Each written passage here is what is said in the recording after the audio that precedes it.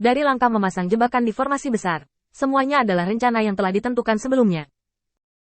Selama salah satu rongga dikepung, rongga lainnya pasti akan menemukan cara untuk menyelamatkan mereka. Tetapi sekarang mereka tidak bisa keluar, dan tidak ada cara untuk melepaskan diri dari belenggu lingkaran sihir. Hanya ada dua arah untuk meminta bantuan, baik mencari bantuan dari kehampaan yang dikepung Laksamanayan. Bantuan, jelas bahwa ini tidak dapat dilakukan. Laksamanayan memiliki 500.000 setan di bawah komandonya. Setelah menerima perintah Feng Tianxing, dia terikat untuk mengepung tanpa menyerang dan menyelamatkan tangannya. Jika Void ingin menerobos, dia harus melawan pengepungan 500.000 iblis sekaligus, yang jelas merupakan tekanan yang terlalu besar.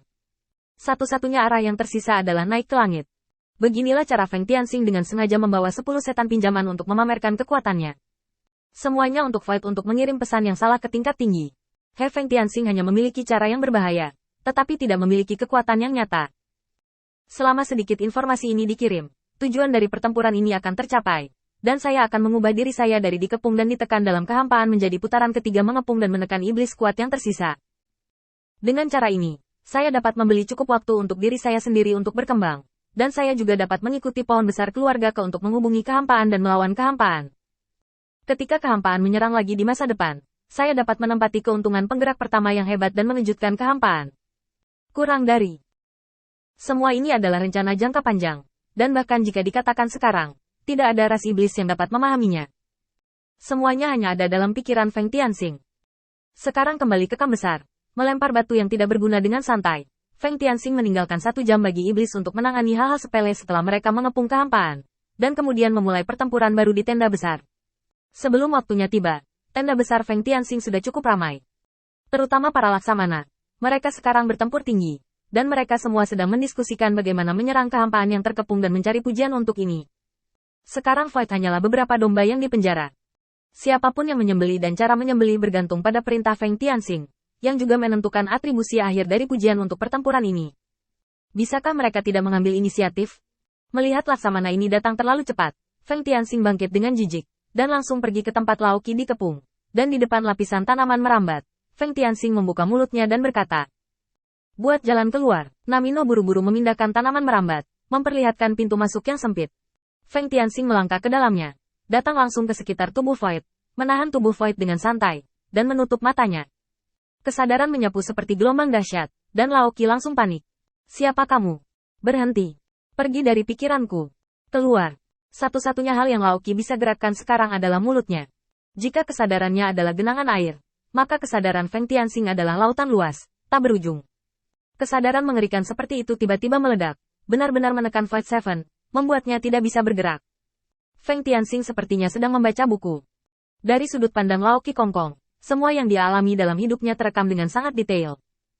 Ini awalnya merupakan proses yang sangat panjang, tetapi kesadaran Feng Tianxing terlalu kuat, dan hanya butuh setengah batang dupa untuk melihat semuanya. Feng Tianxing mengerutkan kening setelah menghancurkan kesadaran terakhir Lao Qi dengan santai, mengubahnya menjadi ledakan kekuatan kesadaran murni, dan meleburnya ke dalam kesadarannya sendiri. Tidak benar, terakhir kali dia mendapatkan ingatan tentang Void adalah dari Li Goudan, yang membuat Feng Tianxing berpikir bahwa Void selalu memiliki ingatan tentang pendahulunya. Tapi sekarang informasi yang diekspos oleh kehampaan itu berbeda. Sejak dia lahir, dia telah melihat bintang di wilayah kehampaan, seolah dia melihat bintang di langit malam. Setiap bintang adalah kesadaran akan kehampaan. Kemudian Anda dapat berkomunikasi. Hubungan antara anak ke-7 dan anak ke-6 adalah yang paling dekat, dan 7 rongga lainnya juga terkait erat, sehingga total menjadi 8. Dan ke-8 ini tampaknya tidak memiliki ingatan tentang kehidupan di dunia luar, dan mereka telah kosong sejak lahir, tanpa proses transformasi. Mungkinkah Li Goudan adalah tipe budak kosong? Ini membuat Feng Tianxing lebih waspada. Jika Kongkong dapat memenangkan ras iblis seperti yang dia lakukan untuk memenangkan Li Goudan, apa yang dia lakukan hari ini juga akan terjadi pada ras iblis yang disihir. Ingatan mereka juga akan dicegat oleh kehampaan. Dan setan di sekitarnya juga akan berdampak. Begitu mereka terinfeksi, mereka bahkan mungkin tidak mengetahuinya. Bahkan tanpa infeksi, hanya mengandalkan kesadaran untuk menjarah ingatan, lalu berpura-pura menjadi iblis. Siapa yang bisa mengenalinya? Kenangan dan sarana semuanya sesuai, kecuali memasuki kesadaran untuk menjelajah. Feng Tianxing mengerutkan kening. Tidak, saya harus membuat beberapa persiapan terlebih dahulu untuk masalah ini. Setelah merapikan kekosongan, Nan Munuo juga mengambil tubuh utama, dan berdiri dengan hormat di depan Feng Tianxing bersama anggota klannya. Kesadaran Feng Tianxing tiba-tiba masuk ke dalam pikiran Namino. Setelah mencari beberapa saat untuk memastikan bahwa itu tidak terkikis oleh kehampaan, dia melemparkan obat mujarab ke Namno. Sudah makan, Nan Munuo menelannya di tempat tanpa ragu, lalu menatap Feng Tianxing. Laksamana Feng, apa artinya ini? Feng Tianxing tersenyum tipis, dan berkata melalui transmisi suara. Untuk memastikan kesadaranmu tidak terkikis oleh kehampaan, aku tidak ingin kamu terinfeksi oleh kehampaan. Nan Munuo mengira dia telah menerima hadiah yang begitu besar, jadi dia segera berterima kasih padanya. Setelah memuji anggota klan Namino, Feng Tianxing membawa Namno kembali ke tenda besar. Waktunya tidak terlalu lama, baru 1 jam berlalu sejak dia memberi perintah.